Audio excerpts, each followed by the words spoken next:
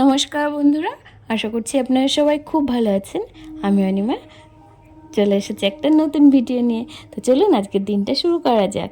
আজকে ছিল শনিবার, তো এই যে বৃষ্টি হচ্ছিল, পূজা দিয়ানকে নিয়ে এসেছে বাড়িতে, আর এদিকে স্বপ্না দিয়ে এসেছে আমাদের বাড়িতে কাজ করতে।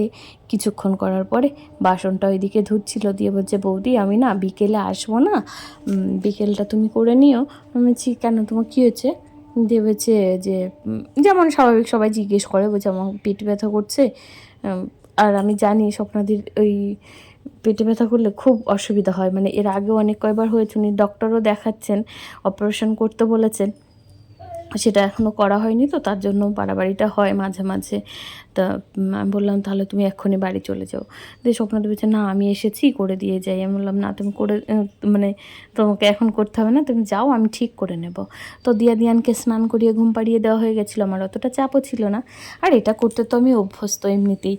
দিয়ান হওয়ার পরে আমরা স্বপ্নাদিকে রেখেছি, তার আগে অবধি তো নিজেই করতাম সব কিছু। তখন মা ছিল, বাবা ছিল, আমরা সবাই ছিলাম, সব কিছু তো আমি একা হাতেই করতাম, তো সব কোনো ব্যাপার না। আসলে জীবনটাই এমন হয়ে গেল, কেমন একটা যেন, মানে এই জীবনটাতে আমি ঠিক অভ্যস্ত নই আর কি। আগে থেকে ছোটোবেলা থেকে একটা অন্যরকম স্বপ্ন নিয়ে বড় হয়েছিলাম, কিন্তু পরিস্থিতির চাপে মানুষ সব কিছু করতে বাধ্য হয়ে যায়। যাই হোক, এই জীবনের সাথে নিজেকে মানিয়ে নিতে পেরেছি, আর এখন আর অতটা আফসোস নেই, এই নিয়েই থাকবো।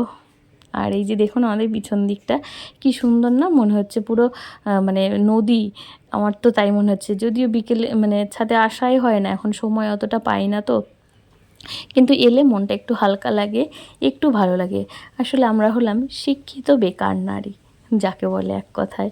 মানে ছোটোবেলা থেকে যা অবধি এত কিছু পড়াশুনো করলাম, এত দিন ধরে কোনো কিছুই কোনো কাজে লাগলো না।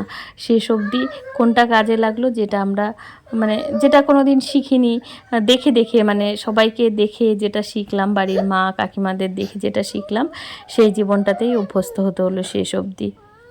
আর এটাতে শুধু আমি একা না, আমার মতো প্রচুর প্রচুর মেয়েরা আছে যারা বহু পড়াশুনো করে সেসব দিয়েই সংসারই করে যাচ্ছে। সংসার তো সবাই করে, যে চাকরি করে একটা মেয়ে সেও সংসার করে, আমরাও করি, কিন্তু সাথে ওটা করার পরেও ছেলে মেয়ে মানুষ করছে, সংসারের জন্য করছে, আর আমরা শুধুমাত্র এটাই করে যাচ্ছি, আর কিছু করতে পারলাম না। তো যাই হোক, কি আর করা যাবে, নিজেকে অভ্যস্ত করে নিয়েছি আস্তে আস্তে। এখন তবু কি হয়, মানে মনের কোণে একটা খিদে কিন্তু ঠিক থেকেই যায়, যে আমি তো এটা চাইনি, আমি তো জীবনটা অন্যরকমভাবে সাজাতে চেয়েছিলাম। কিন্তু কি বলবো, পরিস্থিতির চাপে মানুষ অনেক কিছুই করতে বাধ্য হয়। আর এই যে দেখুন, আমি এই খুদের ভাত রান্না করব, এই চাল ধোয়াটাও কিন্তু একটা আর্ট। এটা হয়তো আগে আমরা বইয়ে পড়িনি, কোনো দিন শিখিনি, কিন্তু এটা এখন আমার অনেক বেশি কাজে লাগছে ওই লেখাপড়ার থেকেও। এই ধোয়া নিয়েও আমি অনেক সময় মানে আমাকে বাবা বলতো যে তুমি এখনও পারো না ধুতে, মানে এই চালটা ধোয়ার একটা কায়দা আছে, মানে এটাকে আস্তে আস্তে উপর থেকে চালগুলো তুলতে হয়, যেহেতু এটা খুদের ভাত, আর এটা আমাদের ভীষণ প্রিয় একটা জিনিস। ওপর থেকে তুলতে হয়, আর নিচে পাথরগুলো পড়ে যায়, অনেকক্ষণ ধরে ধুতে হয়।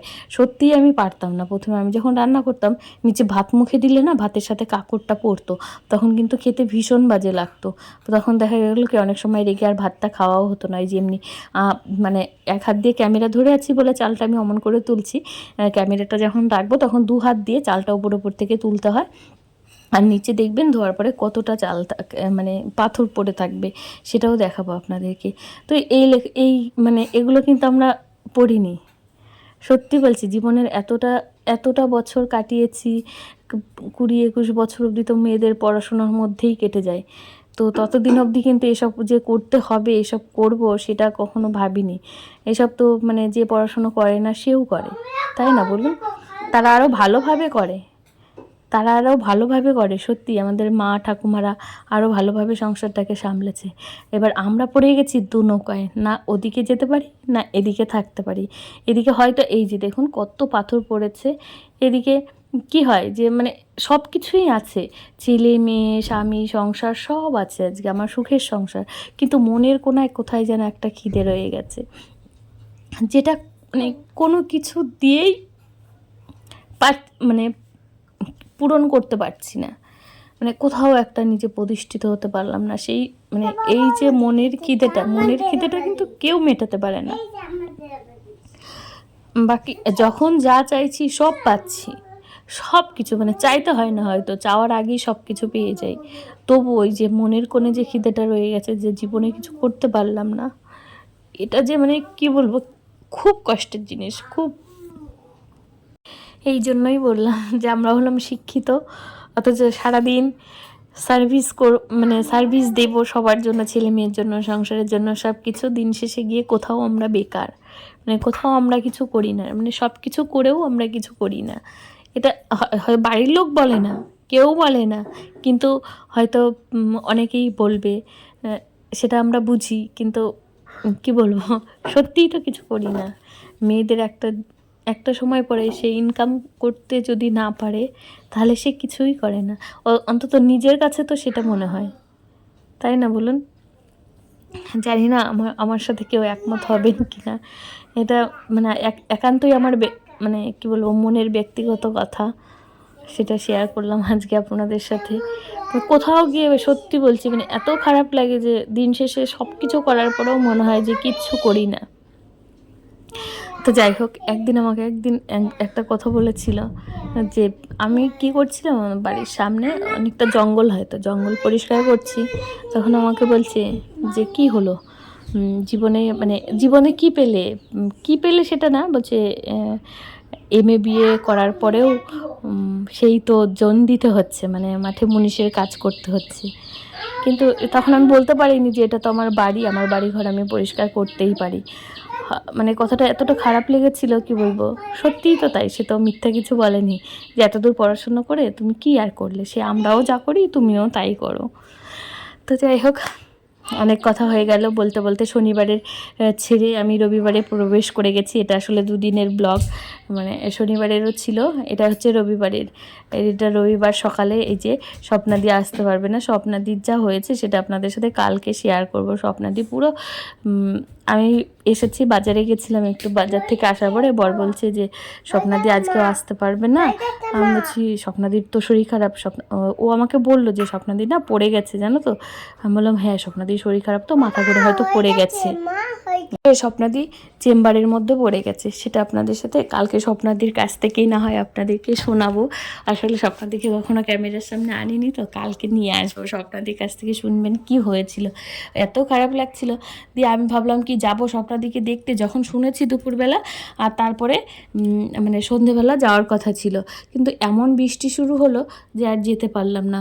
তো ঠিক আছে, কালকে সকালে যাব। আর এই যে দেখুন মাছ রান্না করেছি, এটা হচ্ছে মাগুর মাছ এনেছিল বাবা, পেঁপে শুক্তো, উচ্ছে ভাজা আর ভেন্ডি সেদ্ধ। আসলে আমি তো জানতাম না যে স্বপ্নাদি আসবে না, তাহলে স্বপ্নাদি কাজগুলো করতে আমার মোটামুটি 2 ঘন্টা 2.5 ঘন্টা টাইম লেগে যায়। এবার তারপরে আবার হয় কি, আপনি যখন একটা কাজের মধ্যে থাকবেন তখন দেখবেন সেই কাজগুলো করতে অতটা সময় লাগতো না, আগে যেমন আমার লাগতো না। কিন্তু এখন হঠাৎ করে যখন স্বপ্নাদি আসে না, সেদিন যে আমার কী হয়, পুরো নাকানি চোবানি খেয়ে যাই আমি, সত্যি বলছি।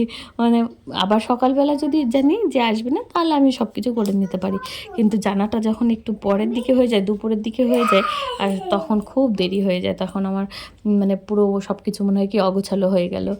আর এই যে এখন এসেছিলাম পুজো দিতে, সব কিছু করে। এটা কিন্তু রবিবারের, আসলে স্বপ্নাদি আসেনি, এর জন্য আমি ব্লগটাও পোস্ট করতে পারিনি।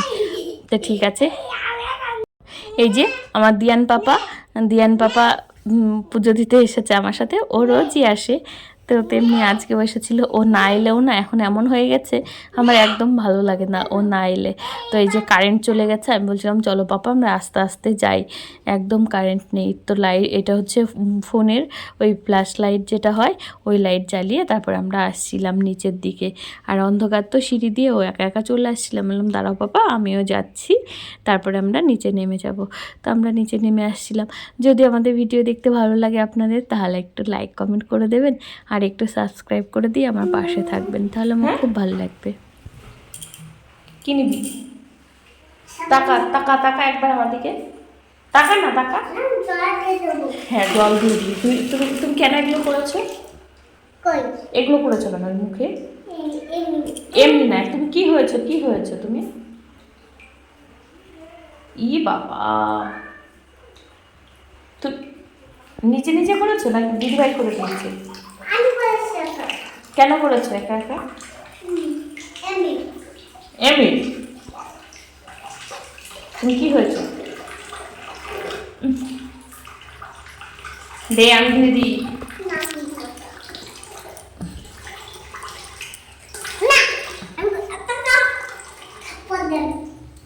তুমি পারো না, দাও আমি ধুয়ে দিই। ঠিক আছে, হয়েছে হয়েছে, চলো এবার দেখি, তাকাও। পরিষ্কার। সন্ধে দিতে গেছিলাম, ওই ফাঁকে দেখলেন তো দিয়া কি করলো, একদম হনুমান হয়ে গেছে পুরো। আর তারপরে আবার এসেছিলাম রান্না করতে। আসলে সকালে ওই দুপুরে যা যা রান্না করেছিলাম, ওই মাছ পেঁপে শুক্তো ওগুলো আবার বর কিছুই খাবে না, তো তাই জন্য আবার এই যে এখন আলু টমেটো পেঁয়াজ দিয়ে কাঁচা লঙ্কা দিয়ে একটুখানি চচ্চড়ি রান্না করলাম। আর এদিকে ডিম ভাজছি। ডিম ভাজাটা কিন্তু বেশ ভালো হয়েছে, তাই না? দুটো ডিম ভেজে নিলাম আর দিয়ানকে খাইয়ে দিয়েছি। ওরা তো মাছ খায়, ওরা তো মাছ খেতে ভালোবাসে, ওদেরকে মাছ দিয়ে খাইয়ে দিয়েছে। আর বর আর মেয়ের জন্য এই যে ডিম ভেজে নিচ্ছি। আর আলু চচ্চড়ি করলাম, পেঁপে শুক্তো আছে, রাতের বেলা তো আর একটু উচ্ছে ভাজাও আছে, এই দিয়ে খাওয়া হয়ে যাবে। তো আজকে ভিডিওটা এই পর্যন্তই থাকবে। সবাই খুব ভালো থাকবেন, সুস্থ থাকবেন। দেখা হবে পরের একটা নতুন ভিডিওতে আপনাদের সাথে। এই যে রাতের খাবার দাবার গুছিয়ে নিয়েছি, এগুলো খেয়ে দিয়ে আবার থালাবাটিগুলো ধুয়ে রাখবো, নাহলে আমার কালকে সকালে আবার ঝামেলা হয়ে যাবে। আর এমনিতেও আমি রাতের বেলা পরিষ্কার করে রাখি। তো আজকে ভিডিওটা এখানেই শেষ করছি। সবাই ভালো থাকবেন, সুস্থ থাকবেন। দেখা হবে নতুন ভিডিও।